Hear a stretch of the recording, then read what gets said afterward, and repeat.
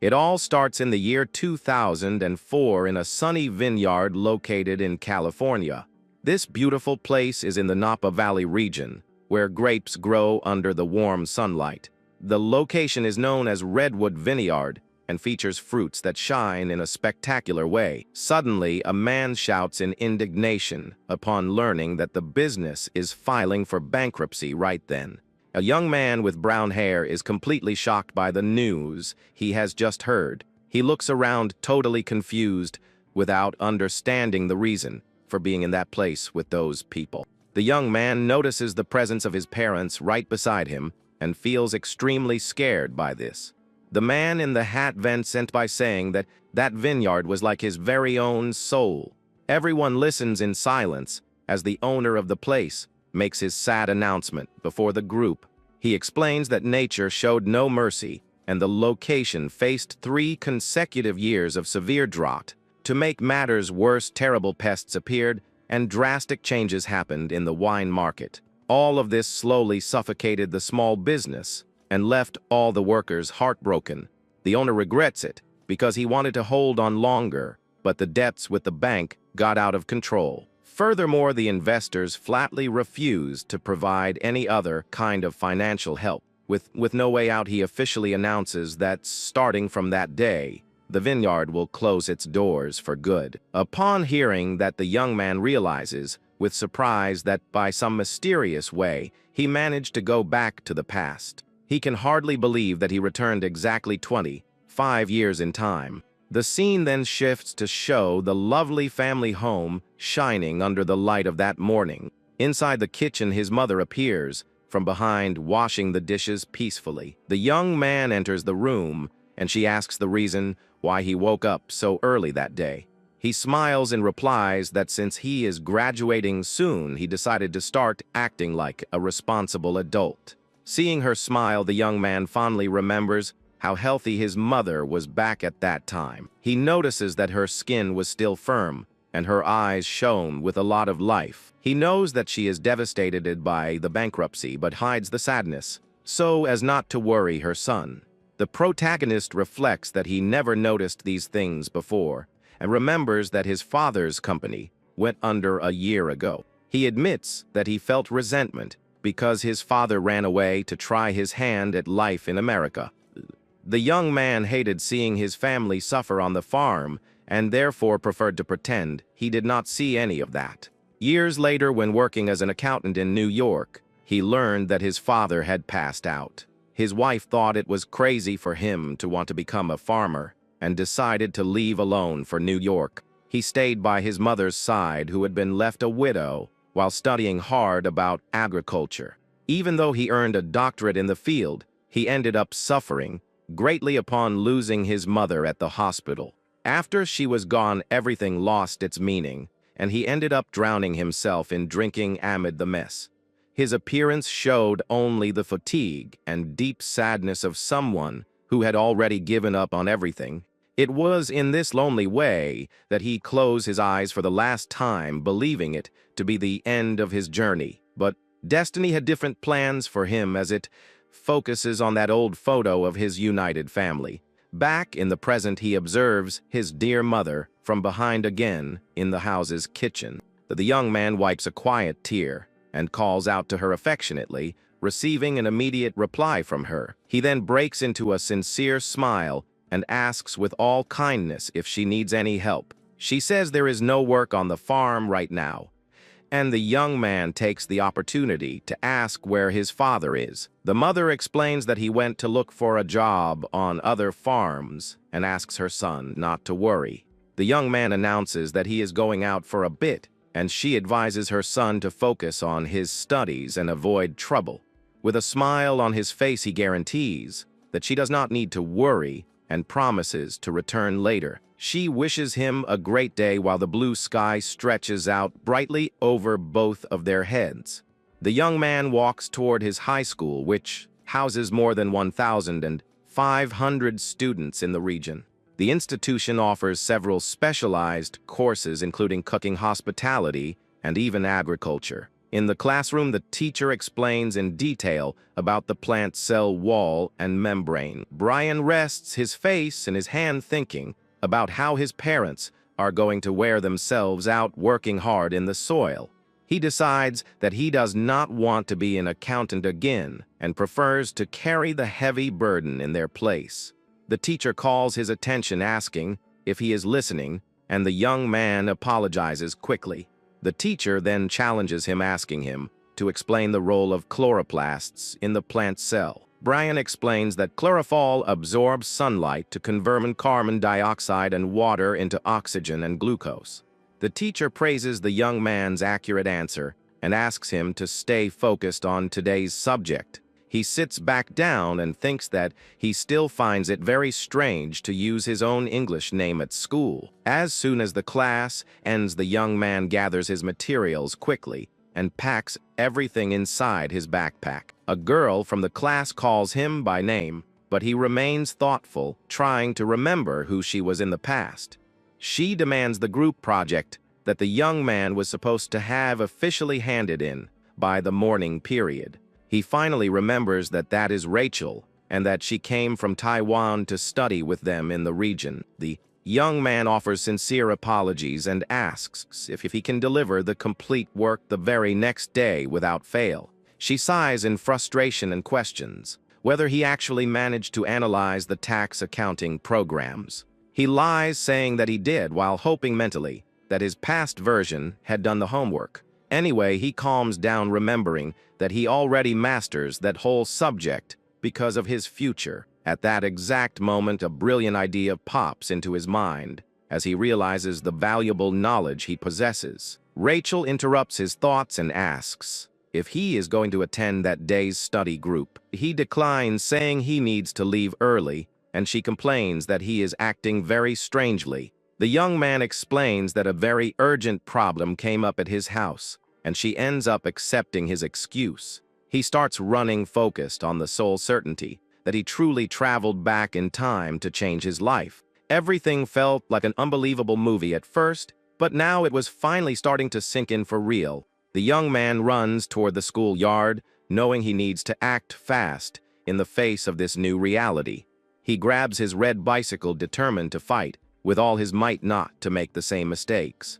By placing his foot firmly on the pedal, the young man feels that he now has the great chance to save his family. With a determined look full of hope, he focuses on the path ahead of him with conviction. The young man pedals as fast as he can through roads surrounded by trees during the sunset. He crosses the dirt path in the middle of the beautiful agricultural fields under the golden light of the afternoon. The young man arrives home running and enters in a hurry, calling out for his father desperately. His parents are startled by his noisy entrance into the living room and look on without understanding what is going on. The mother asks, confused, why he returns so early, but the young man merely slams his hand on the dining table. He stares at both of them seriously and asks directly for them not to look for a job on any other farm. The father is completely perplexed by that sudden demand and asks what he means by that. The young man clenches his fist with total force, thinking that that was the perfect opportunity to fix things. He proposes firmly that they take over and manage Redwood Vineyard themselves from then on.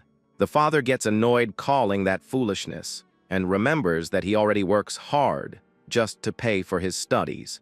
The man questions in despair where on earth they would get money to pull off such craziness. The young man counters by suggesting they could take over the business almost without spending anything, but the father doubts it. The man shouts angrily, telling his son to forget that absurd idea and focus only on his school studies. The young man insists loudly, revealing that there is a special government policy aimed only at immigrants.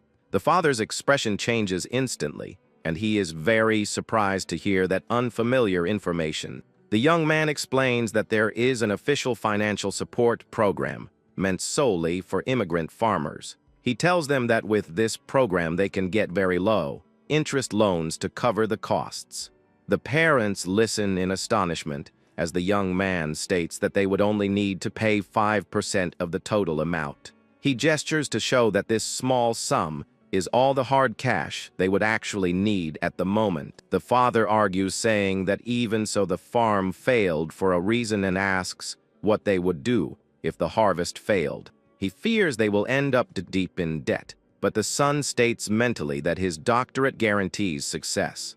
The young man declares out loud with all the certainty in the world that he is entirely capable of saving their vineyard. The parents remain in absolute silence, staring at their son, who shows surprising confidence for his age. The father slaps his hand to his forehead, regretting having listened, orders the young man to go back to his room immediately.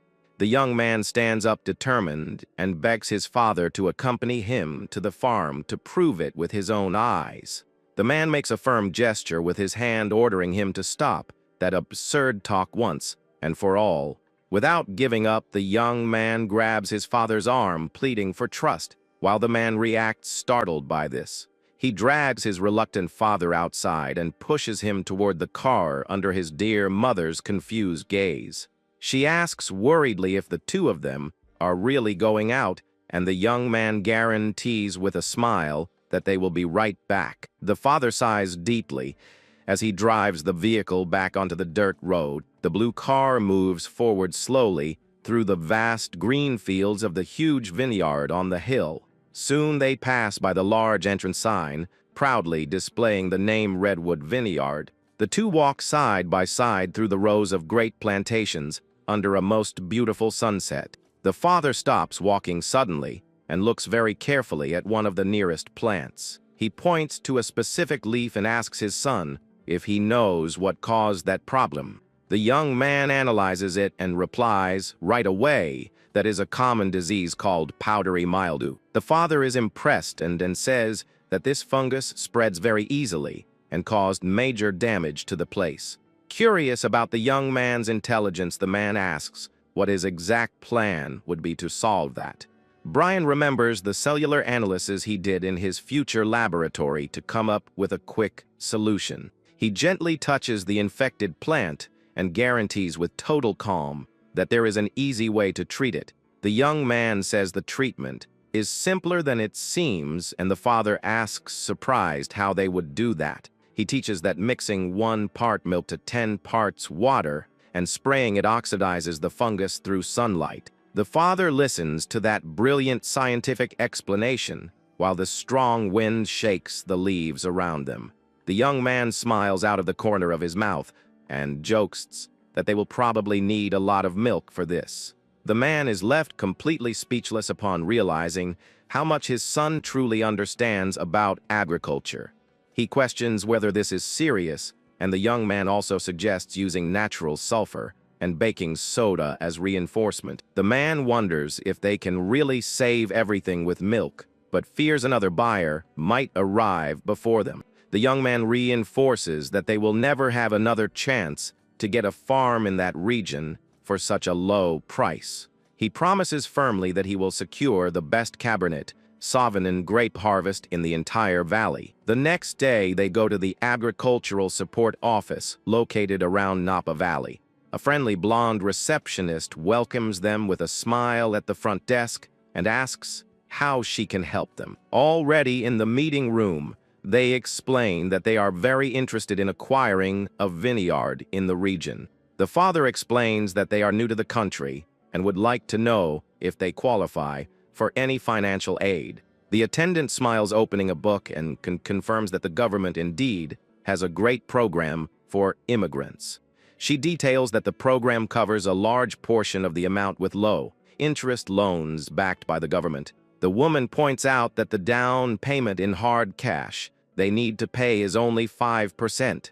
The father asks apprehensively if that percentage is really enough, and she guarantees that many families use the program. She tries to calm him down, promising to guide the two of them through the entire bureaucratic process to make things easier. The young man watches his father out of the corner of his eye and remains thoughtful as he sees the conversation progress so well.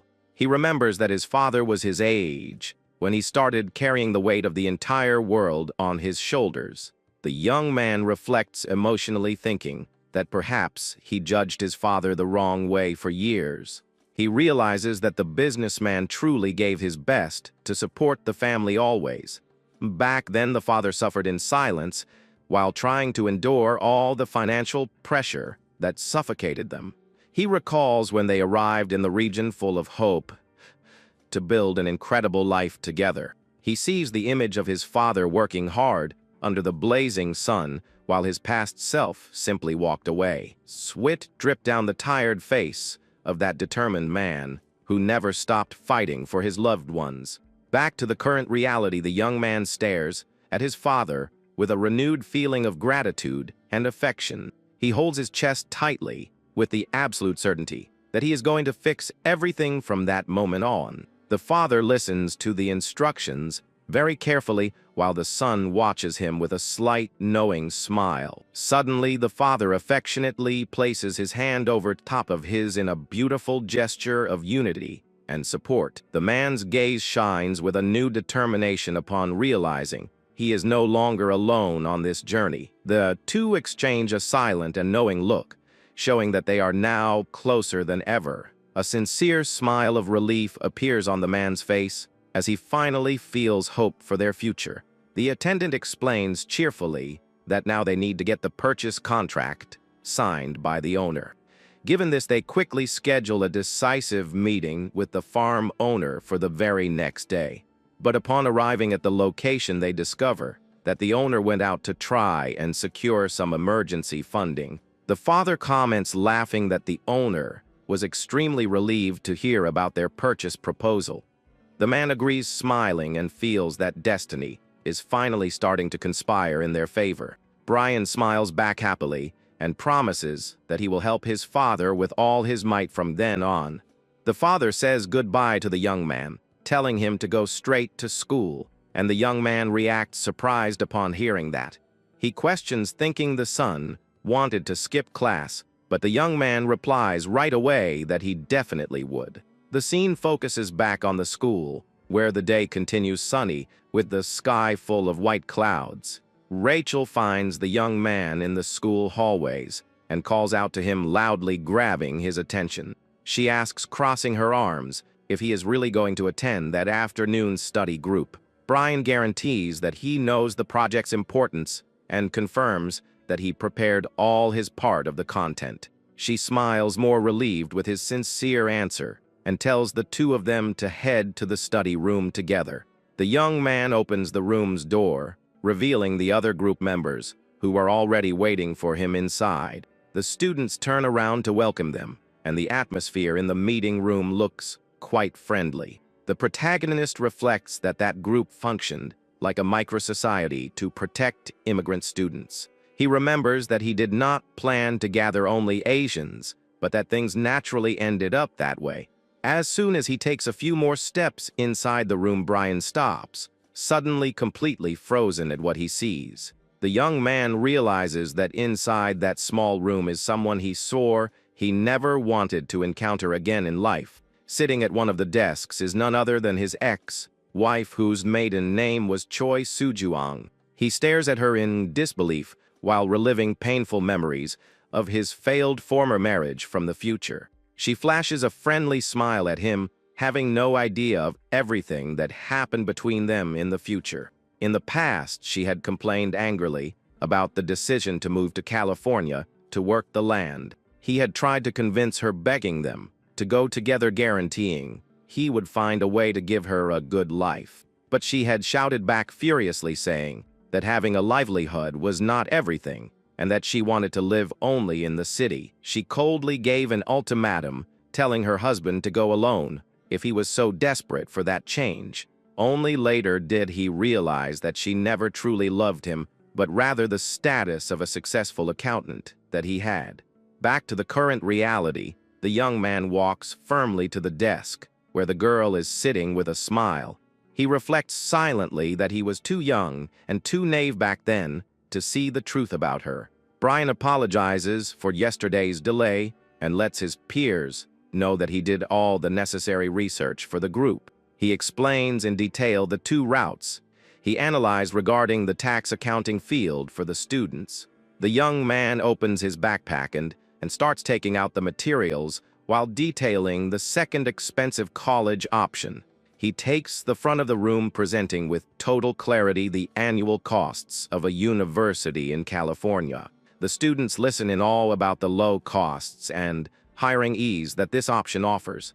Everyone pays close attention because they know it is very hard to find such accurate and rare information. One of the students raises his arm curiously and asks the protagonist which of those colleges he plans to go to.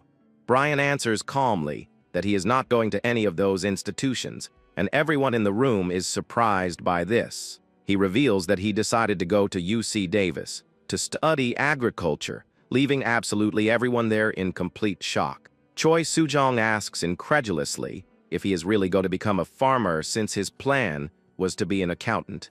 The young man merely replies seriously that he changed his mind and wants to help his parents take care of their farm.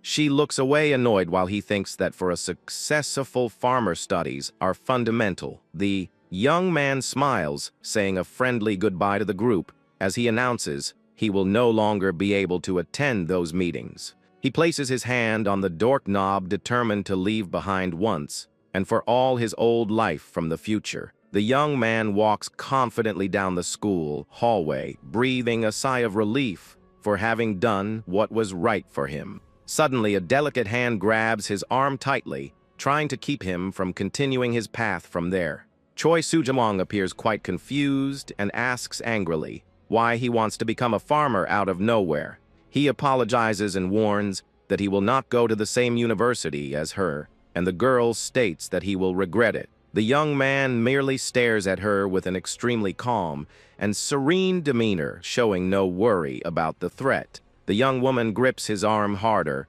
while the word regret echoes in the young man's mind at that instant.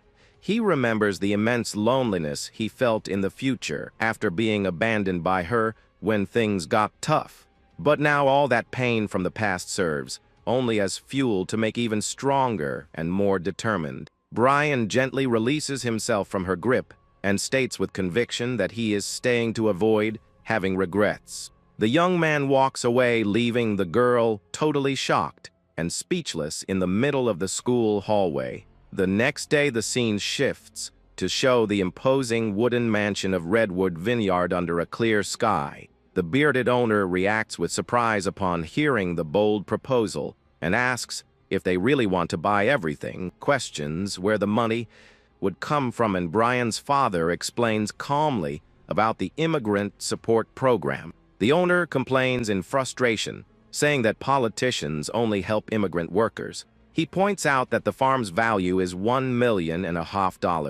and doubts they can pay for that. Brian's parents get tense, but the young man calmly calculates that the down payment would be $75,000. The young man's mother holds her husband's arm worriedly while observing her son's boldness and coldness in the negotiations. The young man takes the floor and says that the price of $1.5 million would be fair only if things were normal. He questions how he can ask so much for a bankrupt farm, and the owner gets deeply annoyed with the young man. The man shouts, asking if he is being called a liar, and states that vineyards do not have a fixed market price. Brian calmly proposes consulting the local investors directly to clarify the real value of things. The owner panics, and the young man guarantees he is entirely capable of convincing them to negotiate a fair price. The man is left completely speechless, faced with that threat of direct negotiation, and Brian takes advantage of the moment. He raises his finger and proposes that there is an excellent path that would benefit both parties in that purchase. John Anderson swallows hard, intrigued by the young man's stance, and asks what this miraculous proposal would be. He explains that most of that money will go straight to the investors anyway in the end.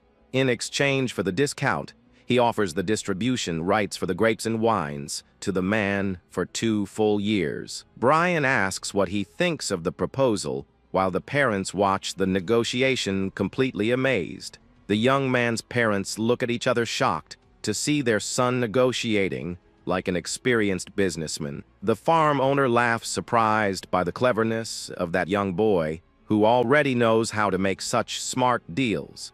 They finally close the deal for $800,000 with only $40,000 coming out of the father's pocket. The couple now walks happily through the immense vineyard they acquired for an extremely low and advantageous price. The father hugs his wife emotionally and promises that he will work with all his might to make everything work out.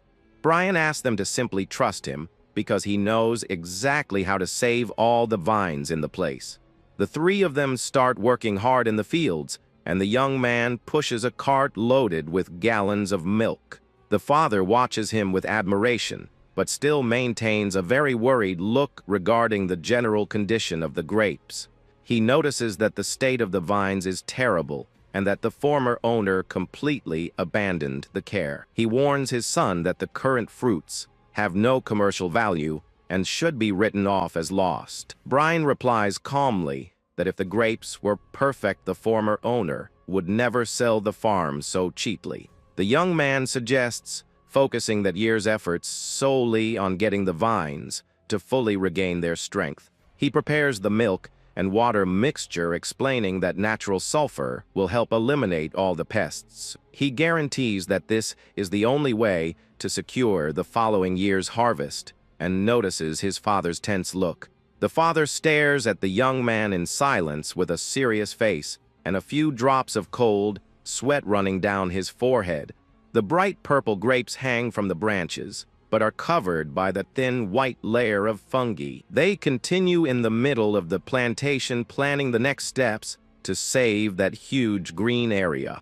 The man lets out a long sigh of fatigue, but decides to trust the young man's knowledge completely. Brian asks excitedly if they can start the spraying work immediately, and the parents agree. They mix the milk with the water in the bucket and add the exact amount of sulfur to create the remedy. He guarantees that if they spray everything evenly, the leaves and stems will improve in just a few days. The father and mother grab their own sprayers and start helping their son spread the mixture over the plants. The liquid is sprayed gently, covering each infected grape to kick off the natural healing process. The father works focused and sweaty while observing the leaves dampened by the freshly applied milk mixture. Under the hot sun of that day, a mysterious calls out to Brian's father, asking if he really bought everything. The father turns around smiling upon seeing a group of friends arriving and introduces himself proudly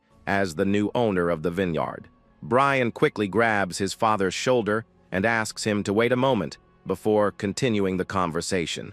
The young man questions whether the father intends to hire them, since their finances are still extremely tight. The father explains that he only called the friends who needed urgent financial help the most to work for a week. Suddenly, a genius idea pops into Brian's mind as he remembers a very important detail from his future. He looks at the old barrels and realizes he had forgotten something valuable that was right in front of him. He asks them to harvest all the bad grapes, and the father asks, surprised, if he wants to sell low-quality fruit. The young man smiles confidently and guarantees that there is indeed an excellent commercial use for those imperfect grapes. After this, we see Brian's notes with the exact recipe to combat the powdery mildew pest. Brian walks toward the college building, determined to study in order to convince his parents. The young man talks with his family, warning them that he intends to go to UC Davis as soon as he finishes high school. His mother gets curious and asks if this UC Davis place is really a good college for him to study at. He explains that this is one of the best universities in the country to learn about the cultivation of grapes and wines. The parents agree with his choice, but when the young man arrives at school, he notices that something is very different. The young man perceives that all his classmates are looking at him with very strange expressions. He enters the room feeling a rather uncomfortable atmosphere until someone calls out to him loudly down the hallway. A classmate approaches and comments that she heard rumors his family finally bought a vineyard of their own. Brian confirms the purchase of Redwood Vineyard. and she understands the reason why he gave up on becoming an accountant. She says he should have told her sooner, and the young man wonders if that was really just a misunderstanding. The girl looks around and comments that from now on he is a completely different person from them over there. The other students congratulate him on the news of having stopped being just the son of a simple immigrant. The young man notices that immigrants and Native Americans react in totally opposite ways to his new reality. After class ends, the young man goes to a school room and knocks lightly on the wooden door to ask permission. He enters the room and greets Mr. Miller, who is surprised to see the young man there at that moment. Protagonist reveals that he has a lot of interest in joining the school's own agricultural science club. The man is surprised by the request, and Brian explains that his family just acquired Redwood Vineyard. The young man asks if he can start learning about agriculture, and the teacher inquires about his plans. He confirms that he intends to go to UC Davis, and the teacher agrees to help him, telling him to start tomorrow itself. Later, the young man brakes his red bicycle. Suddenly, at the edge of a dirt road, he stops and observes the immensity of the beautiful vineyard, where several workers are tending to the great plantations. The young man waves cheerfully, letting his parents know that he has arrived home and is going to meet them at the barn. Parents smile and wave back while working hard in the middle of all that grape plantation. The group gathers outside the vineyard's huge barn to talk about the day's tasks. The father comments exhausted that they harvested grapes the whole day long and managed to finish only a third of everything. The young man examines the grapes and questions his father about what they intend to do with those imperfect fruits. The protagonist breaks into a smile and reveals decisively that they are going to use those grapes to make vinegar. His father gets totally confused by the answer and asks what on earth his son is talking about there. The man explains that he already sold the good grapes and that he planned only to sell the rest very cheaply to make a profit. The young man thinks that selling everything very cheaply to a bad winery is not the best option for their family. He remembers that his father already tried to make wine before and failed, and asks if he plans to try that again. Brian says it is a waste to plant such good grapes and not produce their own wine like the former owner tried to. The father explains angrily that the former owner went bankrupt precisely because he spent too much trying to produce bad wines. The young man insists that if they produce the wine themselves, their profit could be up to 20 times greater in the end. He clarifies that he does not want to produce wine now, but rather focus on the immediate production of grape vinegar. The father asks suspiciously if his son actually has any real knowledge of how a good vinegar is produced. The protagonist guarantees that he knows the whole process, and the man asks how exactly they would do that there. At that moment, an unknown voice shouts from outside asking if anyone is inside that barn. They turn around surprised toward the entrance to discover who the mysterious visitor who just arrived is. A robust man in a hat introduces himself with a big smile, revealing that his name is Aloan Pike. The visitor asks for the new owner of the vineyard, and Brian's father identifies himself immediately as the proprietor. The man gives an awkward smile and asks the reason why he bought a farm that is in terrible shape. The protagonist listens to the arrogant question and finds that visitors' comment extremely insulting. The father counters by saying that he bought it cheap and that he can change the place, and the man says he is only worried. The visitor questions whether they have experience to take care of everything, and the father reveals that he already worked on the farm. The man gives an ironic smile upon realizing that the new owner will have some help with the day's tasks. The stranger says goodbye, waving mockingly, and wishes them good luck before turning his back and walking away. He stops suddenly and asks where they came from, but the family remains in complete silence before him. The man reveals proudly that he lives in Silver Woodran and leaves with an enigmatic smile on his face. That location is known as the largest vineyard in Napa Valley, famous for producing the best wines in the world. The mother comments that the man looked very arrogant, and the father completes by saying that he was acting like an idiot. The father asks why that neighbor appeared out of nowhere, and Brian says he probably wanted to buy the vineyard. The young man deduces with a smile that the neighbor wanted to take back the place, and for sure was shocked to see they bought it. He explains to his parents that if they had delayed closing the deal by a few more days, they would have lost the vineyard to him. At that moment, the young man focuses his eyes and starts remembering a very important detail about all of that. Brian seriously suspects that man might be the real person responsible for spreading the pest on the local grapes. The parents think the accusation is exaggerated, but the young man tries to remember who exactly had bought the farm in his past life. The mother remembers that the pest hit the whole valley, but the young man points out that mysterious neighbor's vineyard was never affected. He suggests that the man spread the disease on purpose to devalue competitors and manage to buy everything very cheap. The young man explains that infected branches hidden in healthy plantations manage to spread the disease quickly. He concludes that theory makes a lot of sense and warns the family that they cannot let guard down at all. The young man warns that they need to make a profit fast to protect the place, and the father agrees that his son is completely right. After that, the protagonist enters the barn and notices that there are several old winemaking equipment pieces there. The father comments that the former owner did not know how to produce quality wines, which ended up driving the whole farm to total ruin. Brian reveals that his greatest happiness when buying the vineyard was precisely inheriting all those manufacturing machines. He explains that the devices to make wine are almost identical to the ones needed to create high-quality vinegar. The young man details the identical chemofermentation process, explaining that vinegar just needs one more simple step. His mother smiles quite proudly and asks where he learned all of that, to which the young man replies that he always studied a lot. The young man reveals that his initial goal is to produce this vinegar and sell it directly to major stores in the region. He breaks into a very confident smile and asks his dear parents to trust his plan fully, just the once.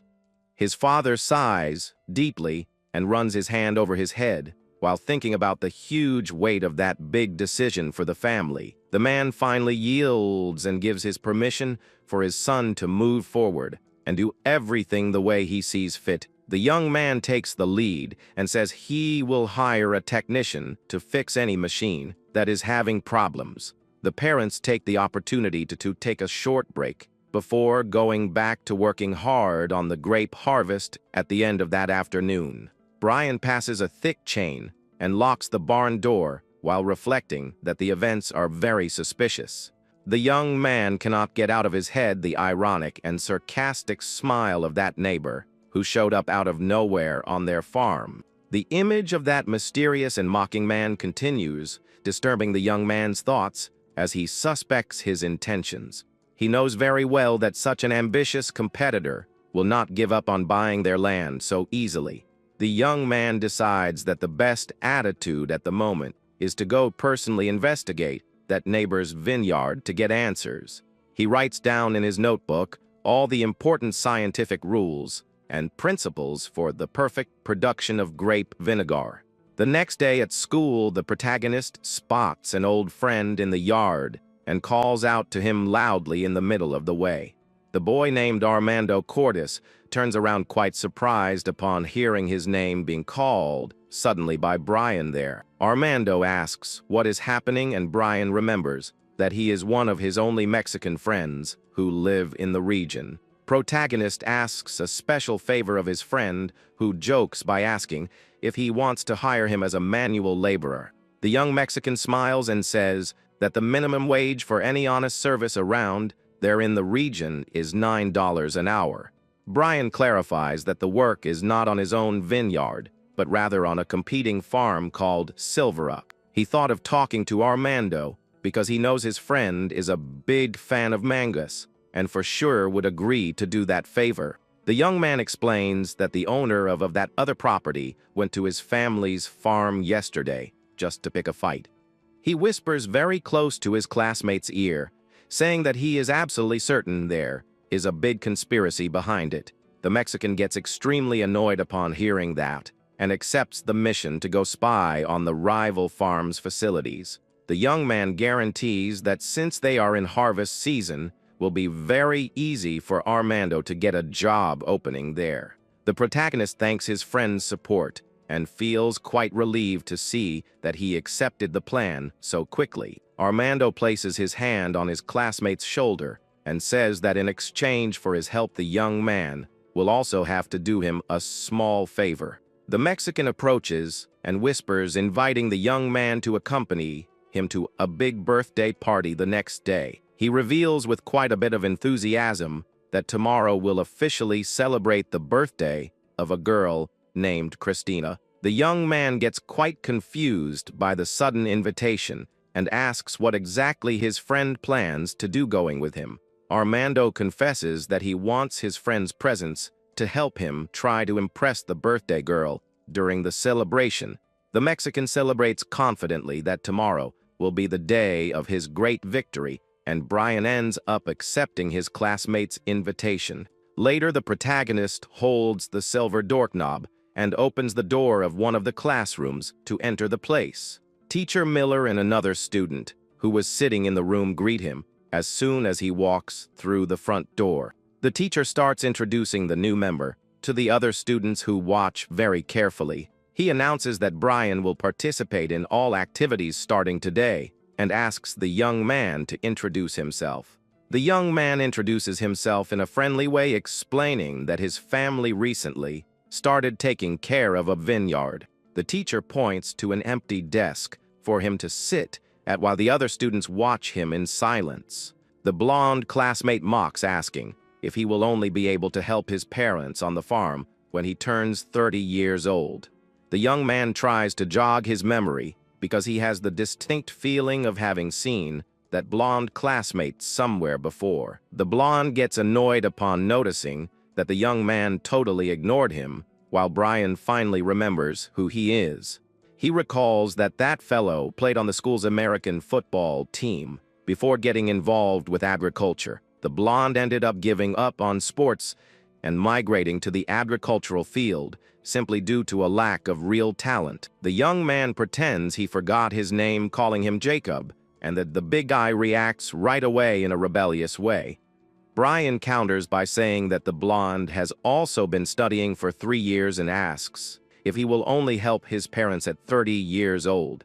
Jacob gets furious, clenching his fist, and threatens to break the protagonist's face right there if he keeps talking. The teacher notices the tense atmosphere and asks what is happening, making the bully back down immediately. The master comments that Jacob seems to have a lot of free time to pick fights and decides to test him with a question. He asks him to explain the element deficiency in the northern region's rice soil and the best way to treat it. The blonde gets completely nervous, sweating cold without knowing the answer, and ventures to talk about a lack of nitrogen. The teacher remembers that Jacob's family farm cultivates rice, and the boy confirms, looking quite embarrassed. The master says he should have known that, and decides to pass the same challenging question directly to Brian. The young man thinks that in America humility is not a virtue, and decides it is time to show his knowledge. He explains with total confidence that the element that tends to be missing in those specific rice soils is zinc. The young man details that this shortage yellows the leaves, and says the best solution is to apply zinc sulfate to the soil itself.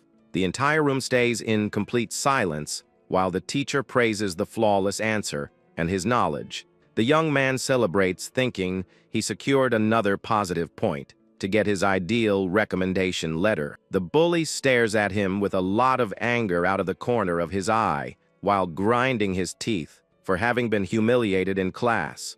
Brian whispers provocatively, saying that if he wants to save the plantation, he will need to use his head and not his fists. The young man smiles victoriously, while the big guy swallows his own pride totally without arguments to counter. The blonde girl named Chloe observes the protagonist with a rather intrigued and thoughtful expression from over there. After classes end, the young man walks calmly through the school hallways wearing his white sneakers. Brian goes on his way without noticing that the blonde bully keeps staring at him with hatred right behind him. Suddenly, a delicate hand touches lightly on the young man's shoulder, grabbing his attention in the middle of that hallway. The blonde walks straight ahead with a scowl, while the young man looks back quite confused by that situation. The protagonist wonders if his classmate got really annoyed and he feels a few more touches on his back. He turns around and recognizes the girl, calling her Chloe, leaving the young blonde girl, quite surprised to be recognized. He explains that she is very famous for being known by everyone at school as the true queen of the campus. The girl smiles at the comment, and the young man asks if she would like to talk about a specific subject. She says it was the first time she saw someone stand up to Jacob and asks if she can clear up doubts about farms. Chloe reveals that her family takes care of a cherry plantation, and Brian agrees to help her whenever it is necessary. She asks if he will go to the birthday party and asks for a special favor, leaving the young man quite intrigued. The young woman plays it mysterious, saying only that it is a secret, while the scene cuts to the moving bicycle wheel. His mother appears running and calls him Woo Seok, making the young man stop the bicycle to find out what happened. She approaches very worriedly next to her husband and tells him that none of the scheduled workers showed up today. The young man asks shocked the reason why everyone missed work, and the father reveals that they went to work at Silver Oak. Brian gets furious upon realizing that Aloan is acting in bad faith to try to take his family's land by force. The mother complains indignantly that man acted cowardly by stealing all their employees on purpose. The young man tries to calm his parents down, saying there is not much to do since the neighbor can claim it is harvest season. He explains that they just need to treat the pest little by little and focus on the grapes that are already stored to make a profit. The young man asks about the equipment cleaning crew, and the father confirms that the machines are in great shape. The father says the cleaning takes 2 days, and the mother wonders worriedly if they will really manage to sell everything. Brian grabs a grape and asks them to trust him, promising that in 6 months the vinegar will be sold in a luxury shopping mall. He pictures the success of seeing his own farm's label shining on the shelves of that famous establishment. The protagonist promises that he will use his Cornell doctorate to show what a real premium vinegar is like. The scene ends showing his notes about how zinc sulfate helps save the soil and the rice plantation. It all starts at Christina's lively birthday party, where everyone is having a great time. Brian arrives at the venue and is soon spotted by a friend who notices him at the entrance. The friend complains about being late, and Brian apologizes, saying he was delayed reviewing some documents. Armando looks quite tense and confesses that he lacks the courage to go talk to the birthday girl. He explains that he wanted the right moment, but she was surrounded by guests the entire time. Christina appears with a big smile, chatting happily with her guests in the middle of the room. Brian asks if he still hasn't spoken to her, and his friend complains that it simply wouldn't feel natural. Brian tells his friend to calm down while thinking of a way to help him start a conversation with her. Looking around the room, Brian finally spots an acquaintance in the middle of the crowd. He recognizes Chloe chatting absent-mindedly with other female guests nearby. Brian walks over to greet her, and she is surprised to see that he actually attended the event. He steps in close and asks if she remembers the favor he mentioned earlier. Brian asks her to bring Christine over to them and points to Armando, who gives a shy wave from afar. Chloe agrees to help as long as he owes her a favor in the future, which Brian immediately agrees to. With the plan in motion, Chloe goes over the birthday girl to congratulate her in a very casual way. Armando panics completely upon seeing Christina approach, and Brian tries his best to calm him down. Brian greets Christina for her birthday, and she thanks him very much for being there. He then introduces Armando to the birthday girl, and decides to quietly slip away to leave them alone. The introduction is made, and Armando finally manages to say a very shy hello to Christina. He compliments her beauty on that special night, and she thanks him, saying he looks very elegant as well. Armando turns extremely red with embarrassment and laughs awkwardly at the unexpected compliment. Watching everything from afar, Brian is pleased to notice that the vibe between the two is great. Suddenly, Brian's eyes widen as he spots something completely unexpected happening at the party. Someone walks up and suddenly grabs Chloe's arm, calling out her name. A blonde guy warns that they are looking for Chloe, and she quickly says goodbye to go with him. The two walk away together across the room, leaving the group behind at the party. Meanwhile, Armando tries to strike up more conversation with Christina, but starts stuttering, not knowing what to say. That is when Christina's friends call out loudly, interrupting their conversation. The friends urge her to hurry, and the birthday girl says goodbye to Armando, saying she will see him next time. She cheerfully walks away to join her group, leaving the young man standing alone in the middle of the room. Brian arrives looking indignant, asking why he let her leave so easily without trying to stop her. The two start arguing in a comical way about what Armando should have said to keep the conversation going. Armando is devastated and starts whimpering in frustration for missing his big chance with her. Brian finds the scene pathetic to watch while his friend asks him if there is any problem. Brian decides to drag him away to leave, while his friend dramatically complains about having to go. Later, they are inside the blue car parked in front of the large residence under the starry night. Brian asks if anything unusual happened at the Silver Woodland farm, and Armando confirms he noticed something very weird. He explains that the people there kept emphasizing the use of totally organic farming methods. Armando says they assigned some employees to spread a fertilizer they called organic. He questions their attitude since everyone should be working normally, and Brian agrees with the suspicion. Armando reports that he pretended to leave so he could sneak in and investigate the farm's warehouse. He noticed that several workers who spread that product were still working there. Driven by curiosity to discover the secret behind their crops, he snuck into the dark storage room. Inside, he found several well-known industrial containers stacked on the shelves.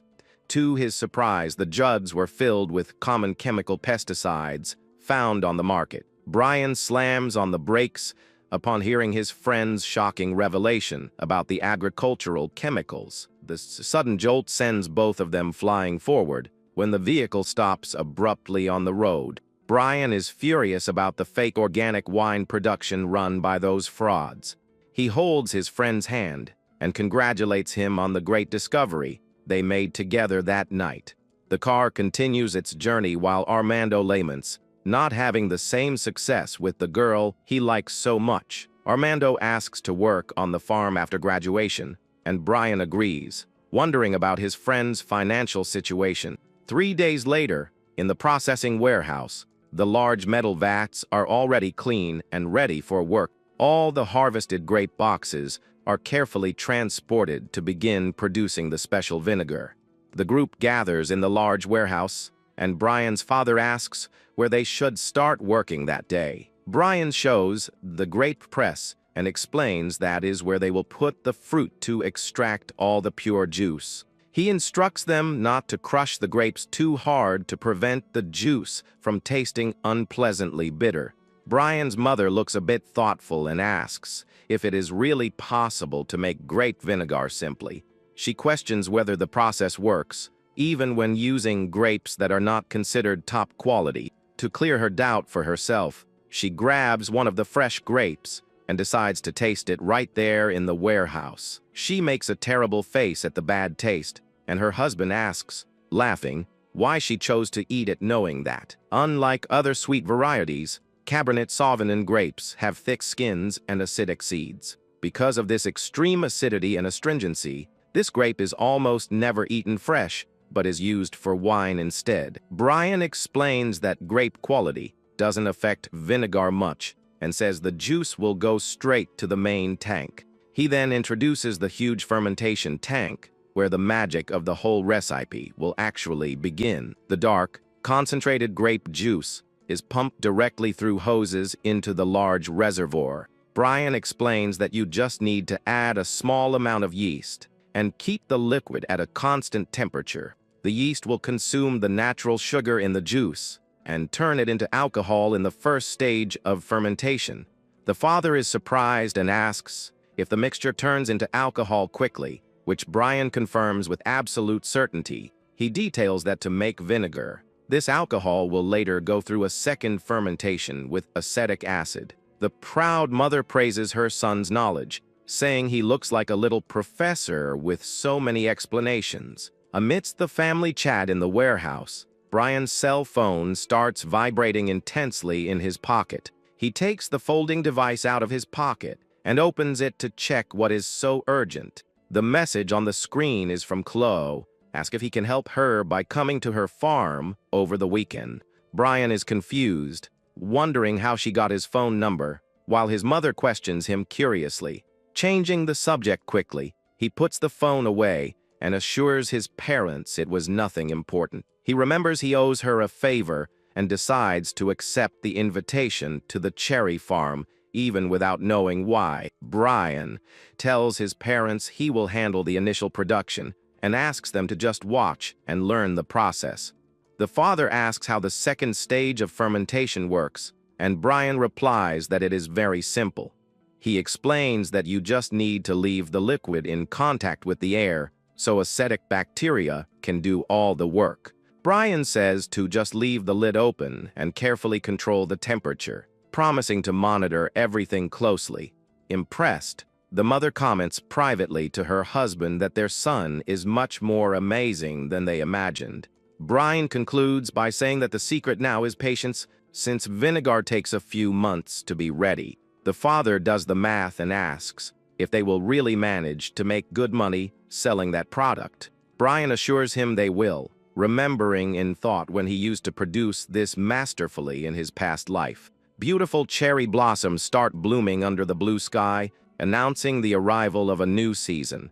A gigantic tree loaded with pink flowers stands out on the horizon, showing the beauty of that region. Brian's blue car moves along the road covered in pink petals that fall softly in the wind. Looking out the car window, Brian is completely impressed by the huge size of the property. It is Brentwood Huggins, a cherry farm so vast it looks more like a true flowery kingdom.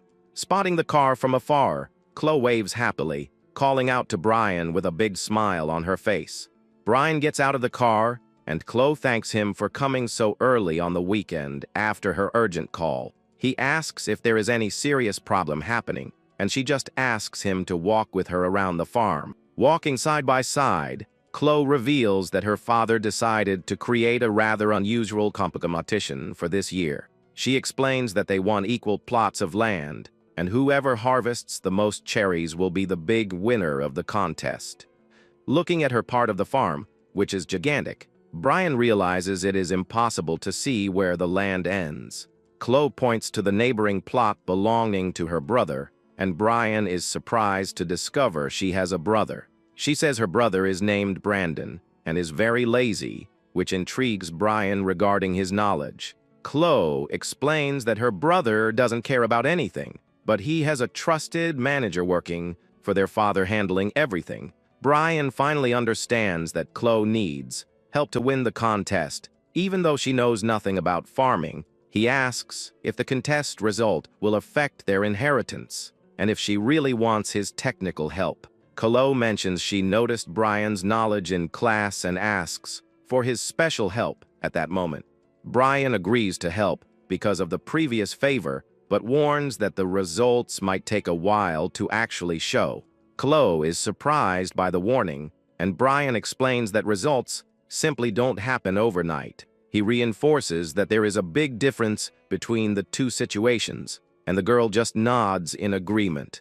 Brian realizes she didn't quite understand and that explained the secret to farming is just focusing on the basics constantly. He advises not to be too greedy at first and to focus on the daily routine, so the results come with time. Brian details essential care like pest control and temperature monitoring to protect the cherry trees. Chloe complains about having too much work, since she thought watering was enough, and Brian realizes she is a novice at this. He says that farming requires constant personal effort and daily dedication to get a truly good return. Brian explains that her father is testing each sibling's dedication to see who takes better care of the land. He adds that the father will probably leave the land to whoever shows the most affection for the place. Chloe ignores the basics and asks if there isn't a fertilizer that makes cherry trees grow magically and fast. Brian insists that basic concepts must come first,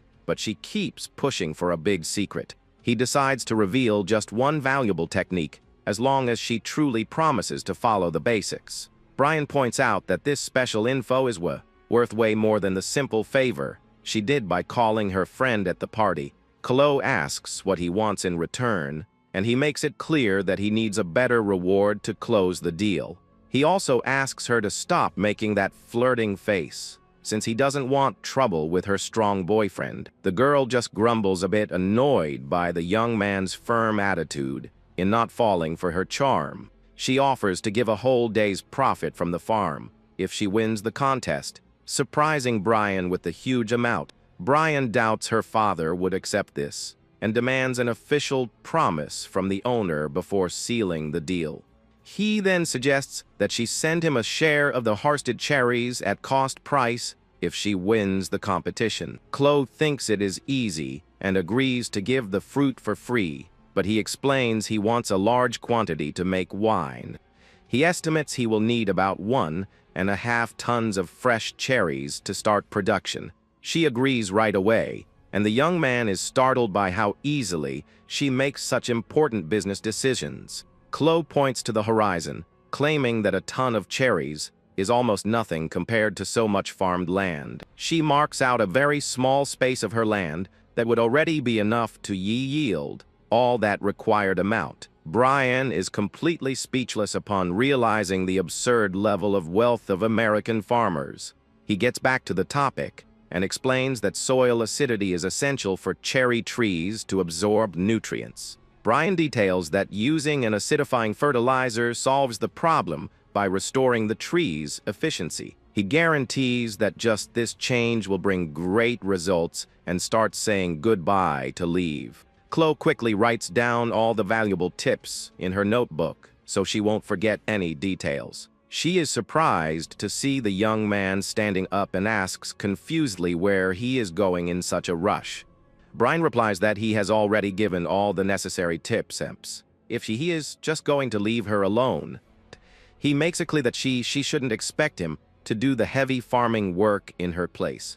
Chloe says his farm has no harvest right now and offers a good daily salary for his constant help. Brian is quite surprised by the girl's unusual job proposal at that moment. She apologizes for how she spoke and confesses that she would really like to learn more things from him. The young man politely refuses, saying he needs to return to his own farm to focus on vinegar production. Chloe confesses she doesn't understand much about that, and Brian guarantees he will soon put his vinegar in major stores. That is when a sudden question pops into Brian's mind, making him stop walking immediately. He turns back to her and asks how she knew his farm had no produce to harvest. Chloe reveals without hesitation that the one who told her everything was Alina, who mentioned the local financial struggles.